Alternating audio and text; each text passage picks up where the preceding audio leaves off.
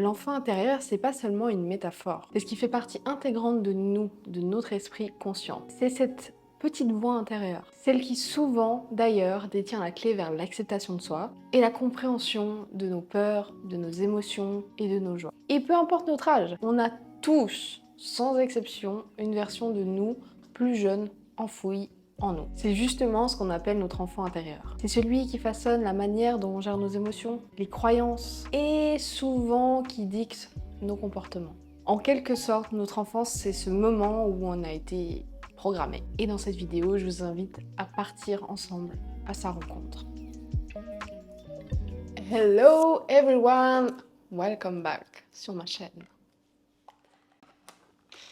On m'a demandé dans un commentaire dernièrement une vidéo sur comment parler avec son enfant intérieur. Et justement, ça tombe bien parce que c'est quelque chose que je fais régulièrement quand j'en ai besoin.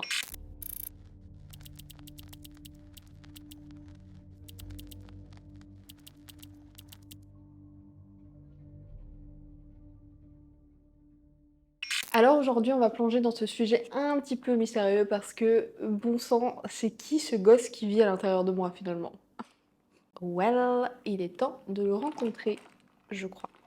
Faut savoir qu'on se construit des croyances et des comportements dans notre enfance, dès notre plus jeune âge. Et ça en observant et en écoutant ce qui se passe autour de nous. Et aussi parce que vont dire tout ce qui représente des figures parentales, des figures d'autorité dans notre entourage. Donc ce que les gens vont dire de nous, les croyances que la société a et ce qu'elle nous dicte qui est bon, juste, pas bon, etc. Et ce qui est considéré comme normal ou pas normal. Bref. Donc de tout ça, on crée des croyances, on adopte certains comportements, et plus on répète ces mêmes schémas, plus on va renforcer tout ce qu'on a appris, ce qu'on a entendu, et forcément, tu t'en doutes, plus il sera difficile de se détacher de tout ça. Finalement, la fameuse roue infernale dans laquelle on court, comme des petits hamsters. Imagine-toi, t'es assise à table pour un petit repas de famille, et c'est censé être un moment convivial, agréable, où tout le monde partage, etc. Voilà l'idée qu'on s'en fait d'un bon moment en famille. Et pourtant, à un moment donné, quand l'un de tes parents va vouloir prendre la parole, ce sera pour te dire à quel point ton frère ou ta sœur a fait mieux que toi dans tel ou tel domaine, dans telle branche, à l'école, à la maison, à base de regarde comment lui ou elle a réussi son test. Comparé à toi, grosso modo, c'est ça. Et probablement que tu vas finir par intégrer des croyances comme par exemple le fait que l'échec est fondamentalement mauvais. Tu vas peut-être même développer un perfectionnisme extrême qui va souvent t'auto-saboter parce que quand on a trop de perfectionnisme, on arrive à vouloir que les choses soient trop parfaites pour être sûr qu'on va pas nous dire que c'est pas bien. Et souvent, tout ça, la comparaison, ça va aussi très souvent mener à une perte de confiance en soi. Forcément, si on entend tout le temps que telle personne est meilleure que nous, qu'on devrait peut-être se pencher un peu plus sur nous pour essayer d'être comme l'autre, bref, voilà, c'est encore une fois la boucle infernale. Ou alors, imagine, ta maman, la personne qui représente justement l'autorité pour toi, qui est ton exemple, enfin voilà, c'est ton tout quand t'es enfant, c'est vraiment tes parents, c'est le monde, ils savent tout, c'est tes exemples, ok? Et là, ta maman, elle va te dire quoi? Ma petite chérie, est-ce que tu peux faire ça pour moi? S'il te plaît. À base de... C'est pas beaucoup demandé, non? Tu ferais ça si tu m'aimes, non? Et tu sais que je t'aime, moi, je ferais n'importe quoi pour toi. Ah, tout ce que j'ai déjà fait pour toi. Bingo! Il y a énormément de chances que tu développes une croyance, par exemple, que l'amour, ça se mérite. Et que par là, tu dois faire tout ton possible pour qu'une personne puisse te donner de l'amour. Et donc, tu feras tout ce qui est possible et imaginable. Et spoiler, c'est souvent comme ça qu'on termine dans des relations toxiques. Et je sais de quoi je parle. Voilà, des relations souvent à sens unique où voilà, on va se laisser peut-être abaisser, on va tout faire pour justement que la personne nous aime. Et donc, ça veut dire être prêt à tout pour que les autres nous aiment, parce que l'amour, ça se mérite. Je pourrais vous donner des tas d'autres exemples, mais je pense que ça donne déjà une bonne grosse idée de comment en fait la plupart de nos croyances et de nos comportements se forment quand on est enfant avec ces exemples-là. Et il y en a des tonnes. Et bons jours pour les repérer quand on grandit et pour essayer de s'en détacher. C'est pas évident, mais c'est possible. Ça demande un peu de travail sur soi-même. Mais quand on apprend à s'en libérer, c'est la meilleure chose. L'idée ici, ça va pas être de vous dire comment se détacher de ses croyances, comment déconstruire ces croyances qui nous limitent.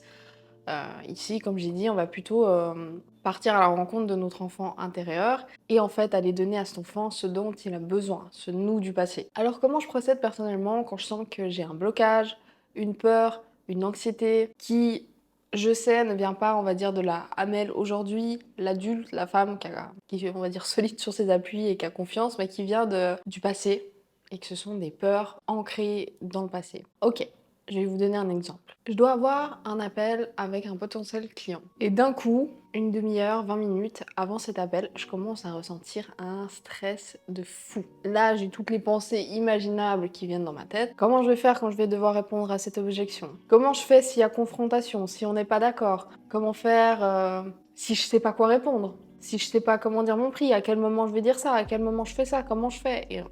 Bref, je me sens, comme on dit, overwhelmed. Et là, en fait, je sais que c'est un comportement de moi du passé, de l'enfant intérieur, parce que, safe to say, que moi, maintenant, aujourd'hui, la Amel d'aujourd'hui, elle a confiance en elle, en ses capacités, elle sait que le conflit, c'est très bon s'il y en a, c'est pas un problème, elle sait comment répondre, si elle sait pas répondre, elle dira « je sais pas » et elle est ok avec ça.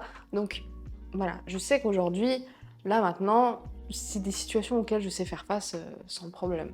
Donc je me retrouve dans cette situation. Qu'est-ce que je fais?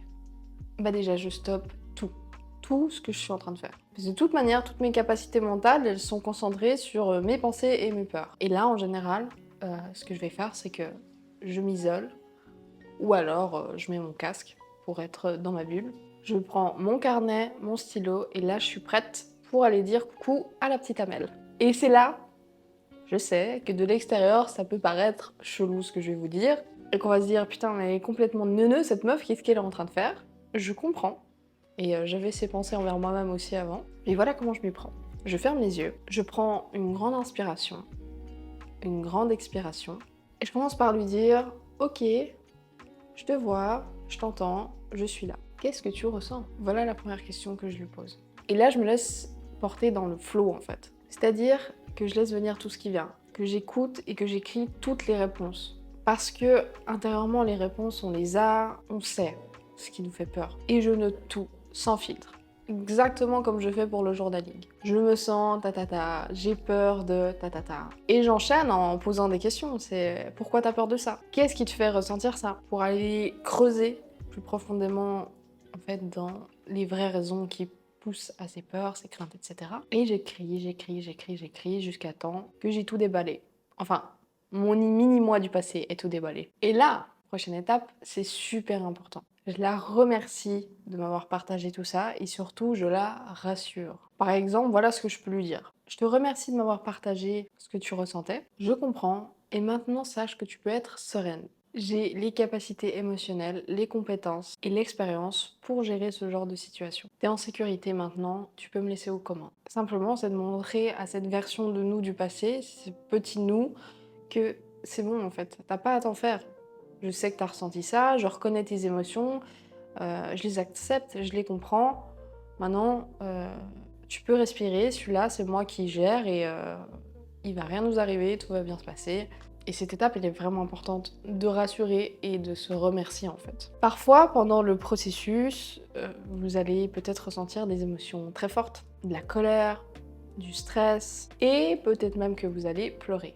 Ça m'est déjà arrivé plein de fois. Et dans ces moments-là, c'est d'une importance capitale de vous autoriser, et donc par ce biais-là d'autoriser votre enfant intérieur à ressentir toutes ces émotions. Et surtout à les valider parce que elles sont là, c'est pour une raison. Et elles ont besoin de s'exprimer. Alors acceptez-les, respectez-les, validez-les. Alors, believe it or not, mais chaque fois ça a marché. À chaque fois que j'ai fait ça, à chaque fois que j'ai sorti d'une de mes sortes de petites séances de thérapie avec mon enfant intérieur, à chaque fois je me sentais apaisée et je continuais mon chemin de manière totalement confiante. Dans ces moments-là, on va donner en fait à notre enfant le parent qu'il a besoin.